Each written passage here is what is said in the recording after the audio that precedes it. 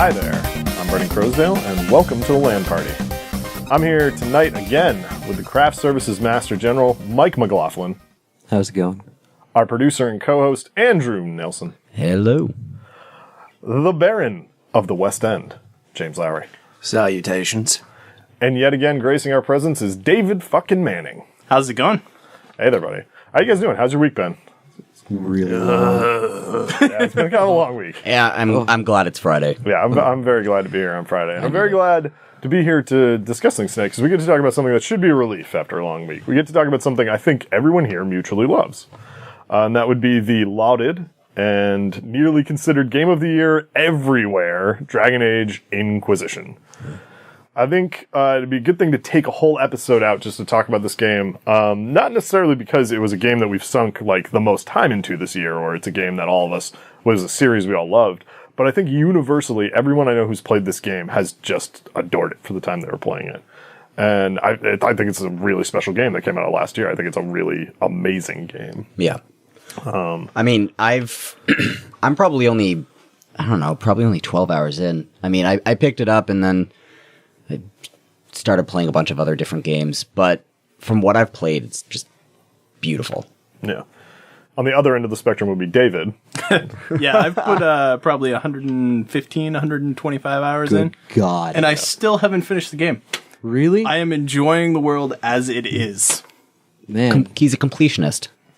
Yeah, Actually, I do have. I wonder where I am in the game. I mean, as far as completion, because I still haven't beat it either. I'm only about 30, maybe 35 hours into the game out of the tremendous amount of time it can take to play that game. Yeah. So I quote-unquote have beaten it. I at least got to an ending. There are multiple for the game. And I finished it at about 72 hours. And that was leaving behind some content. Eventually, I just kind of burned out on, grinding out all the little points on the maps and things and hunting dragons to my satisfaction. Well, it's a BioWare game, so you have to beat it with platinum. Yeah, I mean, I'll go back to get the platinum for sure, but it's not like it's a Mass Effect. If it was a Mass Effect, it would be an honor deal. There would be nothing until platinum. I actually just remembered that, like a fool, I started another game in the middle of going through one walkthrough, and I have another 12 hours on another character. Yeah, but I think, I don't know, for me, the strongest reaction I have to this one is the incredible shock I have in contrast to my experience with the last ones. And without getting too much into the previous Dragon Eggs, I think the thing that comes out of it the most... Dragon eggs? Dragon Eggs. Yeah, that's what they were called, right? Yeah. Yeah, sure. I think so. Long week. This game's world, the way it portrays Ferelden and Orlais, and what is the greater world in this one called? Wow. I can't remember what they call the whole plane it's on, but the two nations are portrayed so cleanly in this one. They have defined cultures, defined art, defined past. The time you spend in them just seems so much more well-rounded, and the lore so much more attached to the world you're in. It felt complete for once. Like, as I wandered around this world, I cared about it, I felt grounded in it, I felt like I had a relationship with it, which was a stark contrast to the last two for me, which I felt no attachment to at any time that I was playing them. Yeah, I've heard that a lot of it for Dragon Age 2 just felt like bookkeeping. I've literally never heard a single person say a nice thing about Dragon Age 2. Well, I know a few people who really like Dragon Age 2. I know a few people who like the series on the whole. But it always seemed like the price to entry on those games was really high. Like, people would talk about it, they'd be like, well, once you're 40 hours in, then you finally know enough that you start caring about this, and it's like, okay, yeah. But that's bullshit for a game to have that gate of, like, an intense amount of gameplay to start to get to the good part. Agreed. Everybody I talked to about Dragon Age 2, they'd start talking and they just sounded tired. Yeah. Well, I just started to do something fun. I think that was kind of it. I remember saying this to Danny when I had started playing through it. I was probably like 25 hours in, and I thought the big contrast was Dragon Age, particularly the first one, and Origins to the degree I played it, because I only got 25, 30 hours in before I gave up on it. It seemed like they were in this really cool world with these incredibly cool ideas, like the Fade and the Templars and the Mages and the kind of society that they had built up around the danger of magic. But all of that was periphery to what you actually did. Because most of what you were dealing with in that game were the Darkspawn, who, for better or worse, despite whatever cool origin story they had, were just a pile of orcs. Like, they were basically just a bunch of bad monsters that ran around hurting people, and you fought off the monster horde. See, that's a kind of an interesting point with the lore of how immersive it is, because it kind of almost scared me off a little bit when I first started playing the game, because I hadn't played any of the previous Dragon Age games. I am a complete virgin to the Dragon Age franchise. Shut up, David. I see you moving towards that mic to say something snarky. I was just going to say I was as well. You were. I didn't play. I played a little bit of 2, but not much. This I was week, wondering when somebody was Andrew going to eats tell David to crow. shut up. Again. But I mean, I came into it fresh off of playing Destiny, which we've already very, very, very cleanly covered our distaste for the lack of narrative in that game. So I came into this game going, oh, it'll be a fun story, and then it's just you're dropped into this full swimming pool of lore, and I was struggling to keep my head above water, learning about the Chantry and the Templars and the different. I mean, it just feels so immersive when you play the game. Yeah. And the best part is that they have the codex. So if you want to go in, you have everything that you've read in the game stored in there, and you can literally read. But everything. I think, as an interesting point of context, the codex itself is better implemented than, say, a feature like the Grimoire cards. One, because it's actually in the game you're playing while you're playing it, and two, because it is relative to the things you're doing. Yeah. If you discover a piece of lore, it's related to a place you are. Like, when you're in the Deep Roads, you find lore about the Dwarven guilds, or about, the Lyrium or whatever else, and it's all sort of relative to what you're doing there. And it's such a nice progression with it in this one. Like, I found myself, more so than even like when I play an Elder Scrolls game, taking the time to read the little anecdotes it left me, to examine the poems and the writings and the art. I was very invested in them as I discovered them, kind of laid about as treasure for you to find in the game. I gotta ask you guys, how do you feel about the antagonist bad guy? Because you mentioned that the earlier game was suffering from a lack of a real cohesive bad guy, and yet even though I'm in the passenger seat for this one, I've been watching Mike play it. When you hit Mr. Demon trying to be God bad guy, Corypheus, yeah. Corypheus? Corypheus, yeah. Corypheus. Corinthians. Corinthians? Food the library. Well, that's an interesting thing, is he's actually the villain from Origins as well. If you play far enough into it, he's basically the primary antagonist there. Spoilers, obviously, for anybody who hasn't played through Inquisition yet. You should probably stop now for talking about things later on in the game. Right. But basically, Corypheus is presumed to be, although the game eloquently avoids ever confirming this, that he was one of the original magisters from the Imperium, and he's one of these people who committed the sort of original sin of Dragon Age's lore, where these wizards traveled into the Fade and essentially tried to usurp the power of the gods. And as a punishment, so their fables tell them, they were transfigured into the Darkspawn and now expel themselves from the Fade every once in a while to come back and punish humanity for this sin.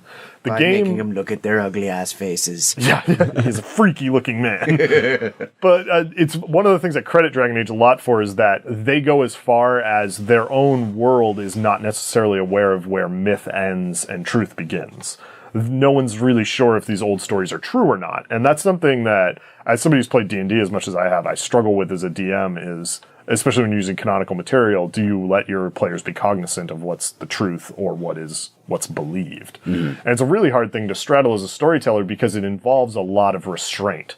Like, you might have a really cool idea for how the world is structured, but you can't necessarily share it, because as soon as that knowledge is out there, you've poisoned that well. And I think this game does an amazing job of avoiding that. Another game franchise that delivered their lore in a very similar way, to the point that it was hard to tell what was apocryphal and what wasn't, even to the point where their lore would purposefully contradict itself just to make you a little bit more confused, just like the way real history would work, would be the Elder Scrolls series. Yeah. They did very much the same thing, where you get very deep into this lore and you realize you are as confused as a real historian should be. Yeah. And that's an incredibly hard thing to do as a storyteller, especially with something as complicated as Dragon Age, because it's also invested in its political constructs, its actual historical constructs that they want you to understand. They want you to know what happened in Orlais with the elves. And you go to court at one point. Yep. Yeah, It's actually a lot of fun. That mission, like, I usually don't like the political aspects of the game, but like being in court, being so cutthroat, it was a lot of fun. I think that's an interesting thing for a game to try to implement. basically making your character responsible for the actions that they've taken. Yeah. A lot of games don't seem to do that, other than like making you have to fight off a bunch of bad guys that you pissed off earlier.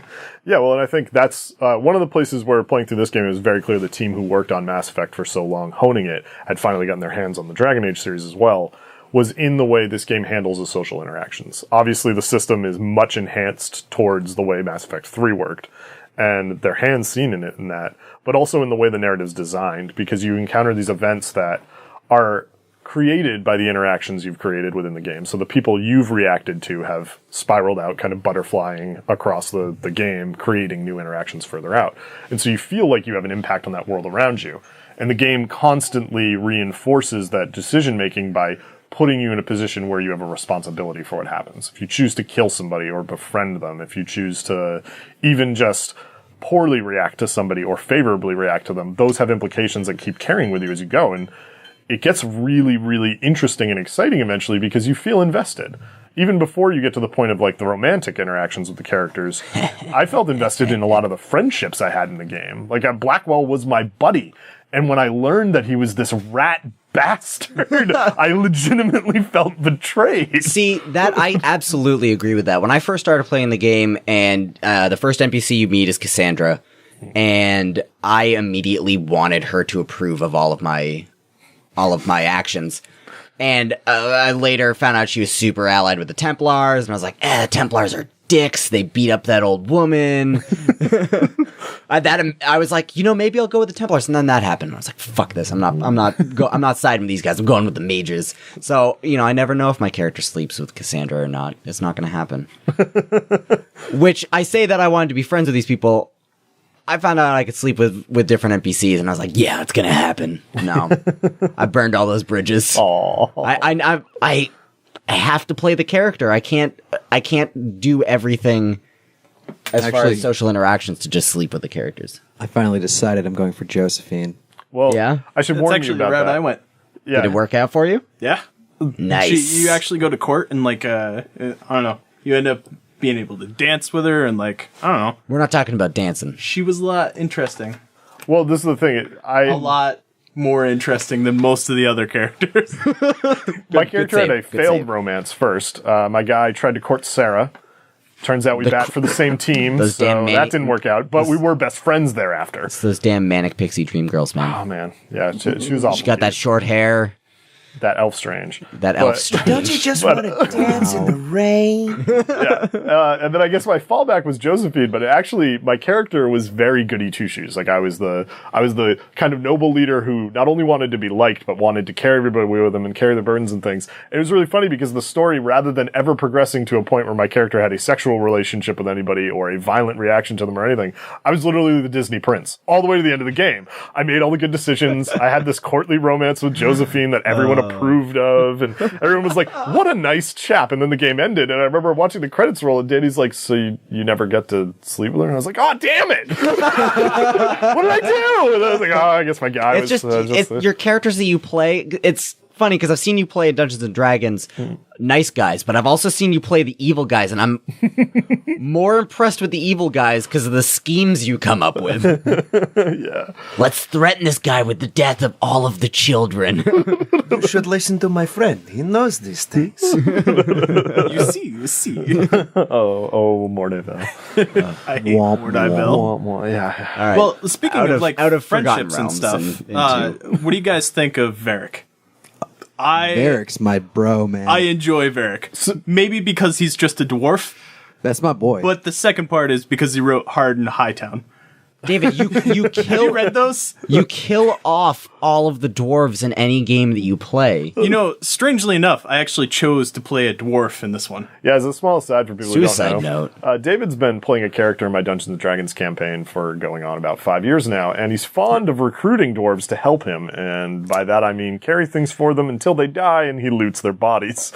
He's so notorious for this that I do find it a little shocking myself. They are my red shirts. What can I say? What were you talking about? So Varric, a lot of his conversational pieces while you're in the world are really funny. But Hard in Hightown, if you've read it, it's a book he wrote. He's an author. that is right. There's some missions about it too, where somebody the publisher's trying to steal the content. There's also an arc with Cassandra where she's invested in his bad romance novel that he writes, and he professes that it's like the worst book he's ever written. He can't believe anybody reads it, and of course his foil in the game is Cassandra. She's the one who dislikes him most, and it's the thing they end up bonding over. But I think it's interesting. So you didn't play Origins. So Varric is introduced in that game because he is telling the story of that game. It's all Cassandra interrogating him after the fact and him explaining what had happened, and the events of the game are his Wait, wasn't tale. that Dragon Age 2? Yeah, is that Origin? Which is the second? Origins. It was Dragon Age 2. Okay, so 2. In 2, he's explaining this. You can show how much I cared about these games. Not great games, but it was a cool setup for it. And it's interesting that they carried those two characters over, because for somebody like me, when I saw them there, and I'm like, Cassandra is the first one who meets you, and then when you're on the road, she runs into Varric, and I was like, oh, great, they're going to get along nicely. And then he joined my party, and they start bantering, and I was like, yay, old friends. Well, that's an interesting point to bring up of the in-game lore. I mean, not even, it's like sub-lore. I mean, you have the book that Varric writes, you have all of the tavern songs, which every single one of them is beautiful, but there's a particular one that I've found and have actually just haven't been able to stop listening to, which is Sarah Was Never, which is performed by the woman who performed it in the game, Eliza Vetta, on YouTube, and it's so good. Yeah. All of the music in that game is so good. The music's ridiculously It's good. so looming. It was the first thing that really brought me into the universe, is just like the ambience that is created by the music in this game. Speaking of the sound design, can we talk about how great the voice acting is? Oh, yeah. Because it's tight. I mean, it's so believable. BioWare is obviously at this point notorious for getting great talent to work in this game, and somehow they made this game without Troy Baker, and it's still amazing.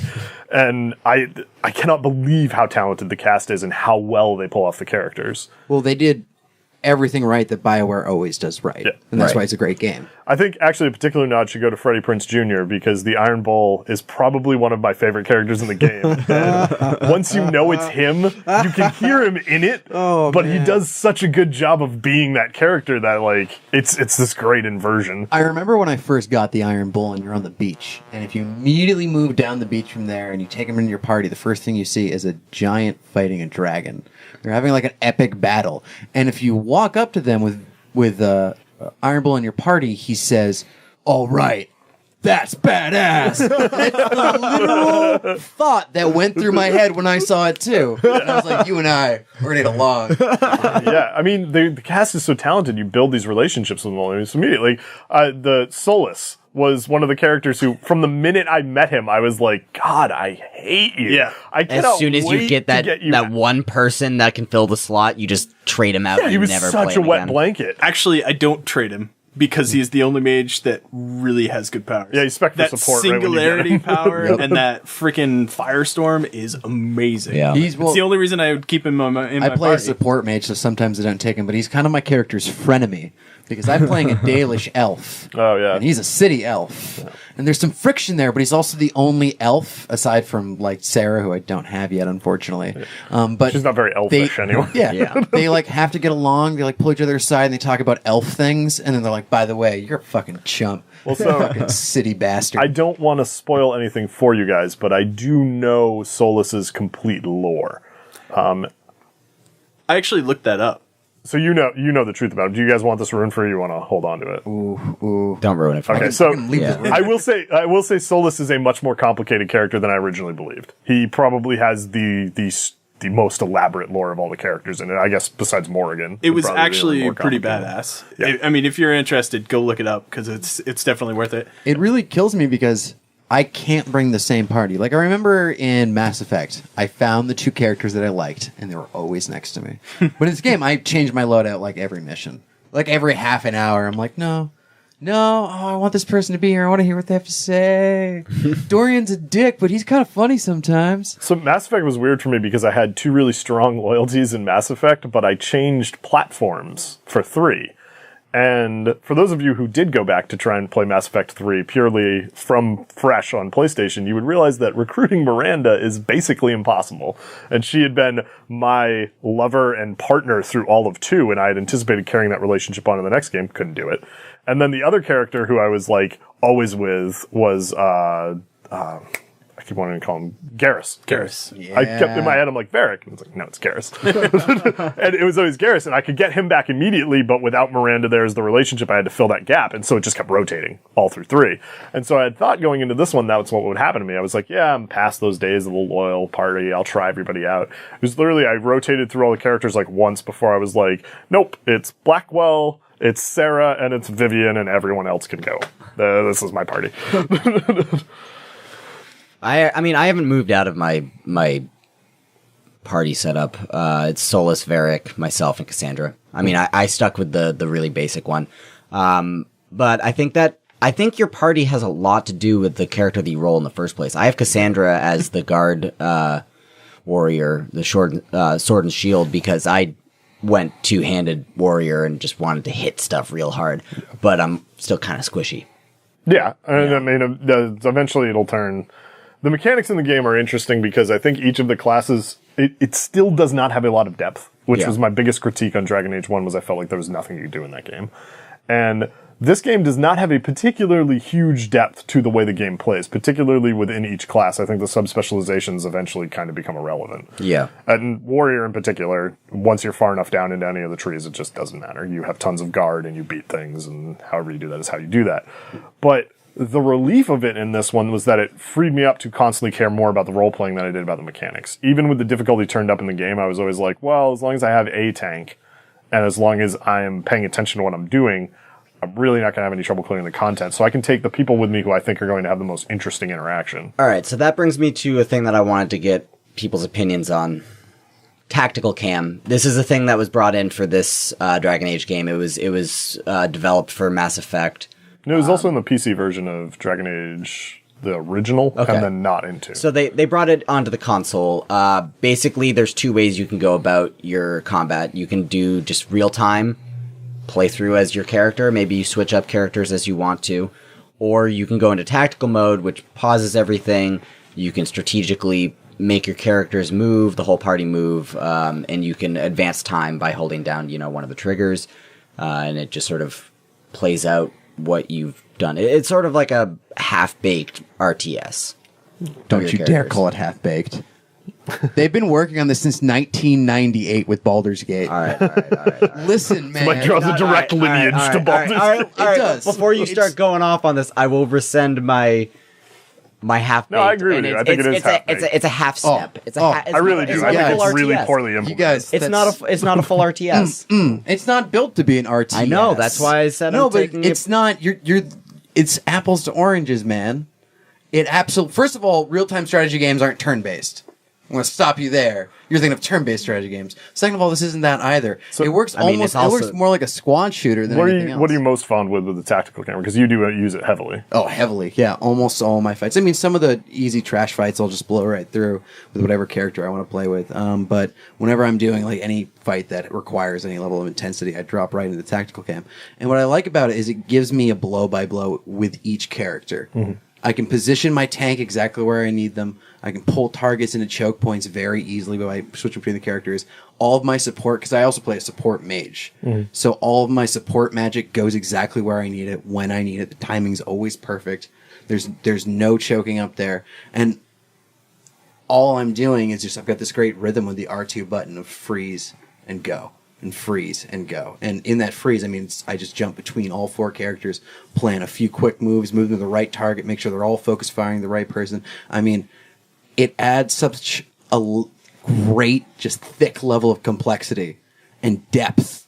No, and I mean, I understand that. I understand that, but what I mean is, what I want to hear from everybody is, do you think it's based on the class that you play as a support mage, or do you think you would play it differently if you were a two-handed warrior or a sword and shield? For certain abilities, like whenever I have Iron Bull on and I do the Cyclone, I actually drop out of tactical mode just to do that move and then drop back in. Because it's satisfying as an animation. Because A, it's super satisfying, and B, it like totally works better. Yeah. Actually, Whirlwind? Are you talking about Whirlwind? Thank you. Yeah. It's the only move that I found that fun. You really need that for. So I was going to say, for me, the problem with the tactical camera is it feels like every power in Dishonored other than the teleport. Once you have it, everything else is meaningless. The tactical camera was entirely irrelevant for my playthroughs, because every hard fight I had, I would take my better characters with me, And the automation I programmed into it just made it run similar to playing like Final Fantasy 12, where it's simulating an MMO. They all used healing potions when they were injured. They all used their abilities at range, and none of it really mattered because even playing through the game on hard, which is the default way I played through it, I haven't played through it on Nightmare yet, I never encountered a fight where it was really that much of a problem. Moreover, I think the supreme lack of depth in the system in terms of how combat plays out made it so that it never really mattered because I was playing Warrior.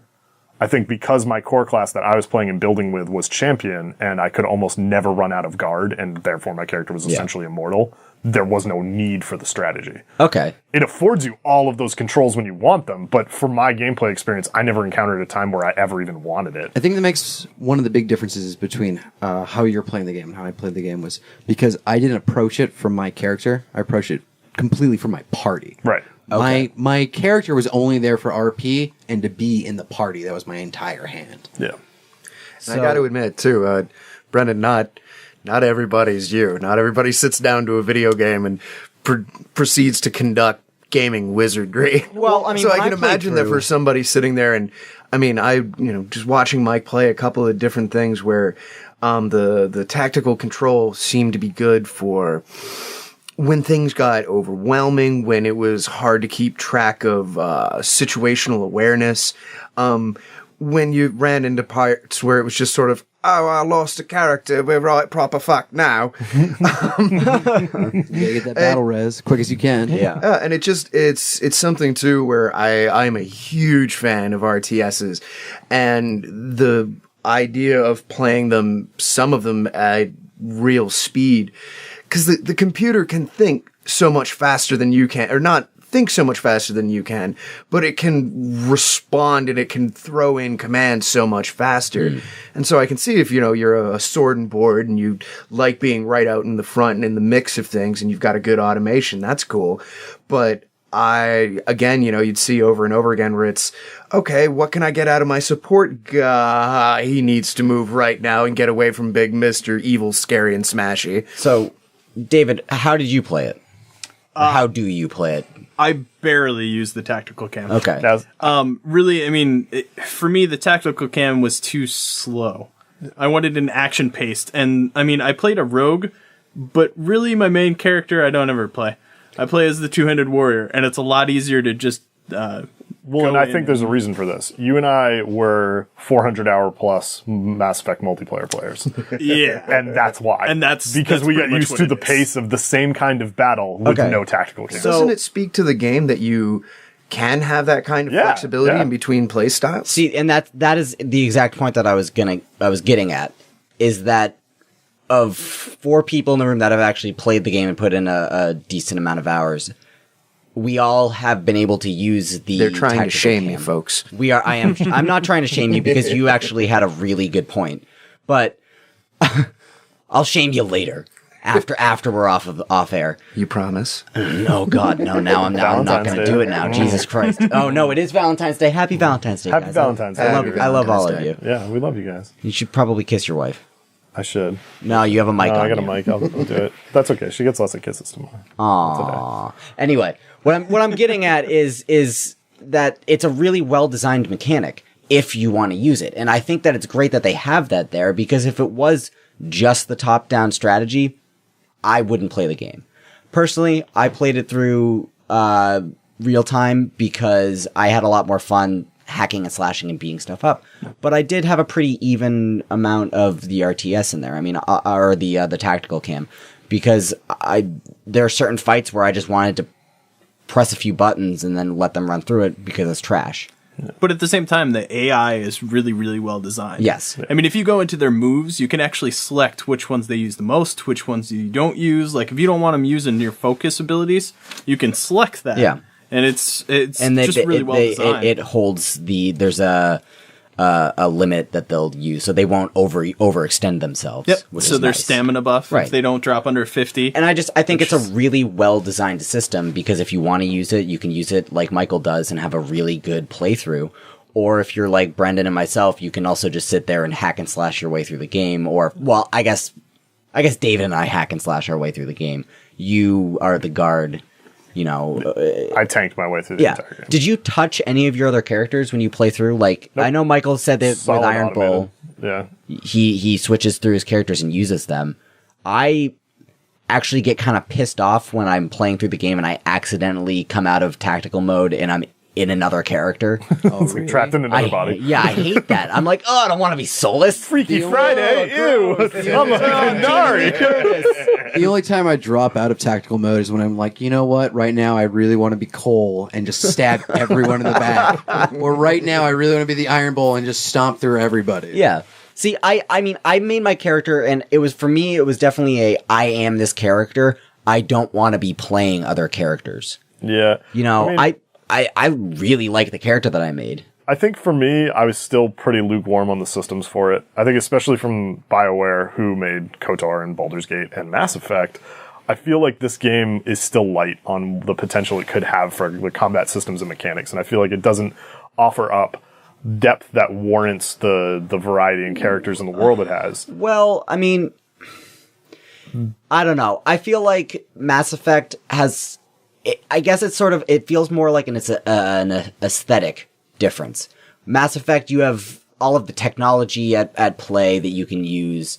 KOTOR, you have force abilities and things like that. Mechanically, Mass Effect is 10 times this game. It involves way more strategy and way more understanding of the abilities. Their interactions involve layers and mechanics that just don't exist in Dragon Age. Because, It's pretty cut and paste. Dragon Age is, like, pretty basic. Have you guys really gotten into combos then? Yeah, even in this, they don't even come close to the depth that was afforded in Mass Effect. And that's as somebody who played a lot of both. And I think the thing about it is, in Mass Effect, the beauty of 3, the thing that was so great about the combat mechanics once they got to the final state of them, was that the interactions between each of the abilities had combos you could build on themselves, combos that built off of their interaction with the enemies, and utility that allowed you to use them to create other effects. So you could use them as escape moves, you could use them as closing maneuvers, you could use them to support, you could use them to withdraw. And the fact that you had all of these options built into them, you would learn to use a power 4 or 5 different ways. In Inquisition, it's incidental if the powers have really any interaction with each other, and usually if they do, it's only to magnify the damage they're doing. Do you feel like that because you had such an easy time through it? Do you think on the higher difficulties it would... Because I feel like it makes so much of a difference that if you're actually fighting a hard fight, it's worth hitting every single note there. From my impression, having not played through it on Nightmare now, the only thing the combinations in this game ever did was reduce the amount of time in a fight. Yeah, that's how I felt as well. And considering that most of the time I wasn't in any peril, even fighting against the dragons, that only seemed like something that would just shorten the battles, which I guess would be good if they were protracted, but a lot of them, even the dragon fights, weren't too long. So Tons of fun, though. I think it sounds to me like you're really having what's getting to you is it feels too easy. Well, I don't think it's just that it feels too easy. I just felt like it feels really basic. I think within the first probably 10 hours I was playing the game, I knew everything I had to know about playing it, and I didn't learn anything would new. you say then that the combat is kind of secondary to the story and the lore? Well, and that was going to be my point, is that the big draw for me in this game is the art. Okay. That was the massive 10 million light year leap from the last few games, because the sound design, the acting, the scripting, the visual quality of they this said it was game. what, something like close to. I might be off by a couple decimals. Was it 100,000 or was it 1 million lines of dialogue that they had recorded for this game? I have no idea. Many hours. It was during the E3 dialogue. presentation. They talked about it, and there was some astronomical amount of dialogue recorded for this game. And I mean, like, the attention to the construction of the environments with consideration to their lore, with consideration to the interactions that are occurring on them. Like, when you go to the battlefield in Orlais, I don't know if you guys have gotten to that point in the game. I know David's seen it. You go to the Dales, and it's the site of where the Civil War in Orlais was occurring, and it's this kind of Renaissance-era medieval battlefield that's very well realized and unique to that game world. And when you walk around it forensically, it doesn't just feel like some thrown away medieval battle from any movie that you could be standing on the set of Braveheart or Gladiator, or wouldn't matter what. Like, it feels unique to that world, and you can tell what happened there. And that carries over to every environment and every person you meet. And I have, like, really vivid memories of some of the places you travel in the game because they stand with you. Like, its deserts, its forests feel like its versions of those things, not just any game's How forest about or how any game's beautiful desert. the waves are on the Storm Coast? Yeah, God. that ocean animation is so well done that like you just stare at it and you're like, that's a stormy ocean. Like we live in Maine, we can go see that. That's what it looks like. Here's a place where I can insert my 1-2 sticking points on that. Wow, that sounded weird. 1-2 stick insert your points. stick. But okay, so Valentine's first Day. off, the character models. Some of them are brilliant. Some of them not so much. Yeah. Mike, I gotta say that your high elf kind of reminds me of a Woody doll. Oh yeah, I made him look super goofy on purpose. I'm making a tall, lanky, goofy-looking elf. But it's really weird that some of the characters have a real kind of like wooden doll look to them. Yeah, And just real quick, the menus. I'm not sure how they let those get past them because They look garish. they look like Subway employee training software. Yeah. Well, and that's That is a very interesting comparison to make. well, and I think that's part of the thing with the system's lack of depth is it just looks like the entire system side of the game is just lacked of cared for. Like they didn't really put any time into the sprite or icon design. The system menu layouts are clunky and not very intuitive, and they don't really lead anywhere anyway when you take some time to investigate them. Feels like somebody walked in and called it good, and Well, you guys can they go are home now. essentially the menu systems from the previous games. Yeah, when you go into the journal or the codex, wherever you're looking at all the lore and all the different creatures, it's all randomly spread out. You can't go through and go, oh yeah, I just got the lore card for this one enemy. I want to go read about it, and then you have to go through and go, wait, what was it called? You have to scroll down through and maybe this is okay. Despite how that's the right clunky one. that can be, I think one thing the game does very well is it doesn't gatekeep people based on skill. If you're new to these kind of games, I think you could pick up Dragon Age a lot more easily than you could Mass Effect 3. Yeah, definitely. I would 100% agree with that. I think that the world and the story is pretty. There's a lot of reading that you have to do if you haven't played the previous games to understand the world and the lore. I mean, I if feel like you can follow the narrative without any. Yeah. well, real no, idea I mean of the lore. narrative, but they're talking about the Chantry. They're talking about the previous interactions with the Templars. They're referencing things that happened in previous games. but it's not required. No, absolutely not. Playthrough. And I think that's something they do extremely well because you can play this as so many different games. Yeah. If you want to play the year's best hack and slash adventure game, you should play Dragon Age. If you want to play one of the best in-depth RPG, crazy turn-based strategy games, you could also play Dragon Age. Yeah. Definitely. And I mean, I actually really want to swerve back into what James was saying with the character animation. For me, that was a huge problem. I know I'm making it a big deal, but it's because I came from Assassin's Creed Unity, which, granted, a lot of the mechanics in that game were broken as hell, but the character animation and the motion capture in that game is beautiful. Well, it's two totally different burdens on that system, though. Right. But I went from that to Dragon Age, and I was like, yeah, it's this great next-gen game. It's beautiful, and it is gorgeous. The environments, the animals, everything is gorgeous. But I felt like I was walking with, what was it Michael said, a Woody doll. Or James said a Woody doll. Yeah, and part of that, the animation There's reviews a and things. snake in my boot. Yeah, they're fighting up against a really, really harsh technical limitation, which is the hours of dialogue. Because if you're rigging animation to go along with them, and it's spliced constantly, right? Yeah. Because you're making choices in the conversation that are changing which animation needs to be shown when, and it's spread amongst all the characters you're encountering, that animation rigging has to be compressed. And so the only way to do it is to basically limit the amount of animation you can do. Well, I mean, even just running around in the world. Sure, but even that's going to take up more animation space, so you have to figure out what fidelity works. Unity has maybe 30 unique character models in it. I would say even that's probably pushing the upper limit. That's not a lot that you have to mess around with, so you can do very, very, very high resolution animations. You can do really, really heavily rigged skeletons. You can do the kind of facial capture they did, which was obviously pointal instead of what was done in Dragon Age, which is probably hand animated. Yeah. And that difference is enormous in terms of the quality output you get. And I think, But the quantity is much, much larger. right, they're facing a totally different animal. And if they were going to do that kind of mocap for the game like this, the size would be awe-inspiring. Also, in Assassin's Creed, there's one race. Right. Yeah. Well, Actually, yeah. although to be fair, it's a BioWare game, so there's really only one race in this one too. Like, here's our people with horns. Here's our thin people. Here's our stout people. They're all people because we can't have things that aren't humanoid. Actually, it's interesting that you brought up Assassin's Creed because it brings up the question is how much reality makes a good game? Because you're sitting there playing Assassin's Creed and you're like, wow, that dead guy looks really dead. Okay, now I'm not going to be able to get to sleep tonight. Great. Well, and I think too, a really good example of this was Second Son. If you guys played that, that game is visually gorgeous. The mocap in it is amazing, and everything about the animations in it is just marvelous. And it's because that game is light on everything. It only needs to look pretty because there really isn't much else going on there. And they could push it as far as they wanted to go.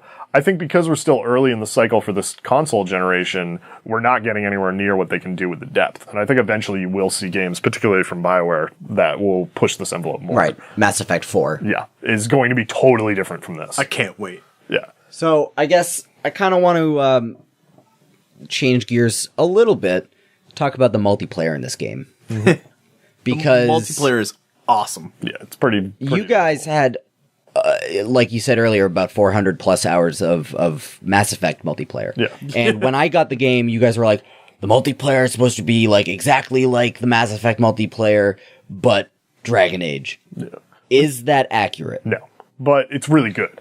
It's nowhere near as good as the Horde mode multiplayer was for Mass Effect because it doesn't have the same kind of depth. Right. And it's not the same kind of game. Well, but I mean, we sat here and we played Dragon Age multiplayer, and we were like, yeah, we'll try, 1 or 2 times through. And we started playing, and I think we played for like 5 hours straight. yeah, you can get lost in it. It is a hell of a lot of fun, but that's because that game mechanically is pretty fun to play. Right. And speaking of loads of lines of dialogue, there's so much banter between all the party members. Yeah, there's 6 lines per each character. Yeah, that's true. But they just go at it and at it. my God. And at it. I remember when I was on the dark roads or the deep roads.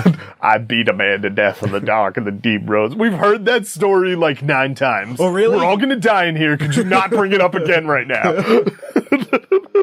And it's challenging. Yeah, it is hard. hard. It is Really legitimately difficult. hard. And it's fun. I like that because it pushes the system to a place of difficulty by simplifying your ability to play it. It doesn't give you the tactical camera, obviously, because you can't interrupt anybody else because you're playing together. And it forces you to play a class role to a high level of skill with a restricted skill set. Right. I think the difficulty built into it is kind of artificial that way, but it's fun. And I like that it forces you into that kind of team play. Right. And it changes it into a dungeon crawl. Yeah. Yeah. I mean, feel that's like- all you're doing. I feel like it's an acceptable amount of strip down for the characters. Yeah, though. definitely, There's definitely. still a lot of depth you can go into the trees for the multiplayer characters. Yeah. Right. I think where the other thing that Mass Effect's multiplayer was doing a lot better than that was, one, the character classes feel like they have a lot more variety to them in it. They're much more unique within each of the kind of stock roles. And the equipment system in Mass Effect's multiplayer was not as grindy and way more significant. The difference between loot you find in the multiplayer version of this is just like almost insignificant at some points. Like the upgrades, you don't feel any real perception. Like I don't know. When I was playing as an archer and I got a few random items, they definitely increased my output of damage. But at the same time, like in Mass Effect 3, it was a lot easier to get characters. That's my big sticking point with the multiplayer. The different characters So that you could Dragon play. Age, you actually have to create and craft the armor of the character you want, Yeah. which is more challenging than just picking a pack and maybe getting awarded with some Krogan awesome. Well, and the other thing about it too is like if you get a flaming sword in this, you do more damage, which lowers your time to kill on targets, which improves your overall strategy. The difference between using the hammer light machine gun and the Maddock in Mass Effect multiplayer was 2 completely different playstyles. You were a character who was fighting at 2 different effective ranges with 2 different kinds of guns. And so the depth of strategy within the equipment in that was much greater because you're not just changing the maths, you're actually changing the whole way you're going to play. I'm thinking about this, and maybe we're doing somewhat of a disservice to just constantly comparing this to Mass Effect. I mean, it's a completely different universe, similar engines and playstyles, or not playstyles, but like mechanics. But I mean, playstyle, I feel like is completely different. I don't know. To me, Dragon Age is BioWare's unloved redheaded stepchild. They put all of their effort into their better IPs. Wow. And then this I has am just a gotten the redheaded dregs stepchild, forever. actually. Yeah, well. You know what? How's it feel, Dragon Age?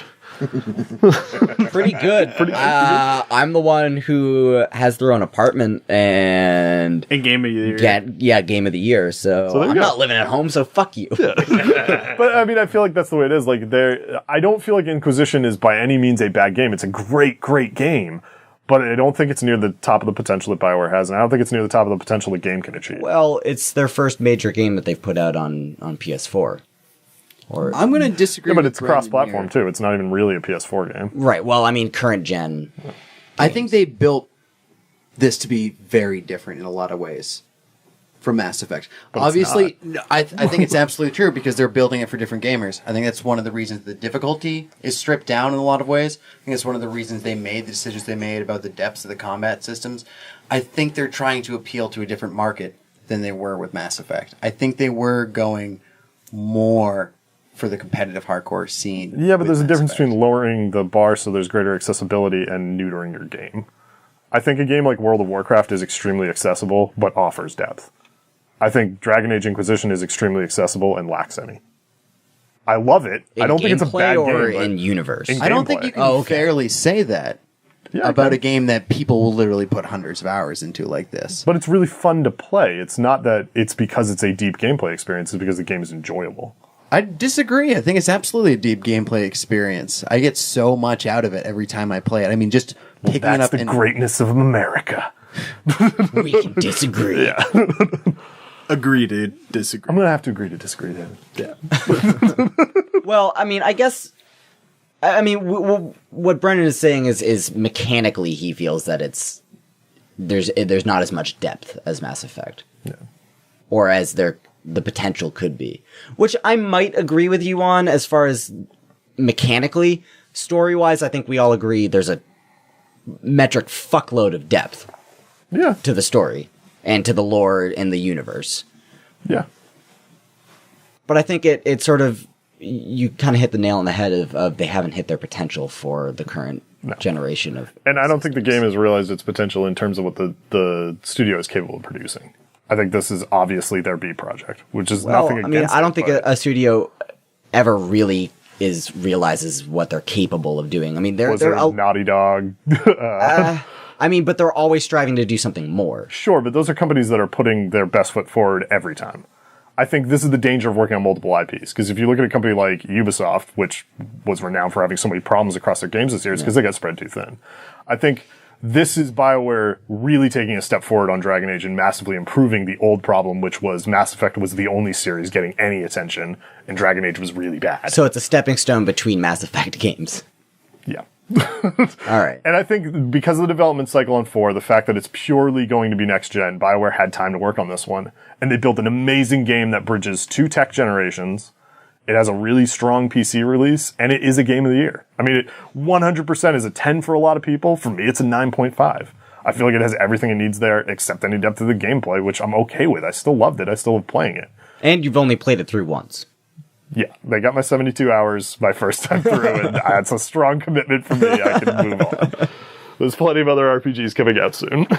That is true. But it's still like driving a Lamborghini.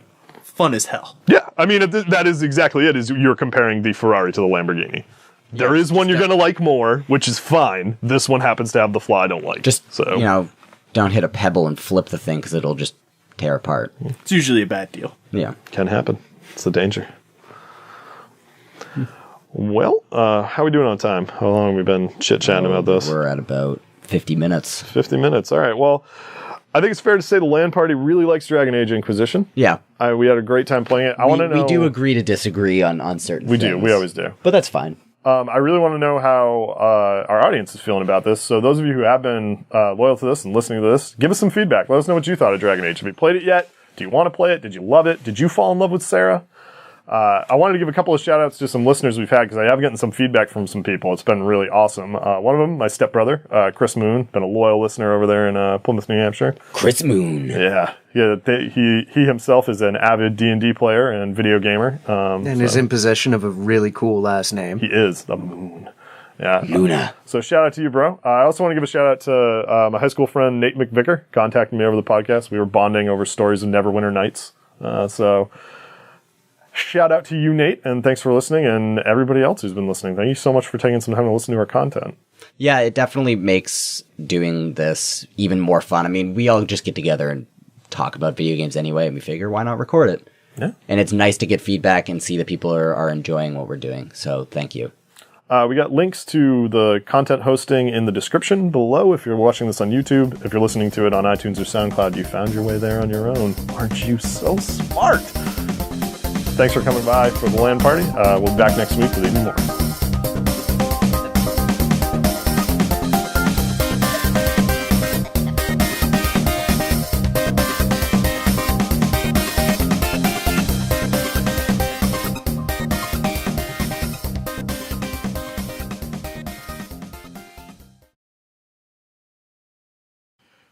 How could we forget that? Thetis! No! Thetis! That's what it is now.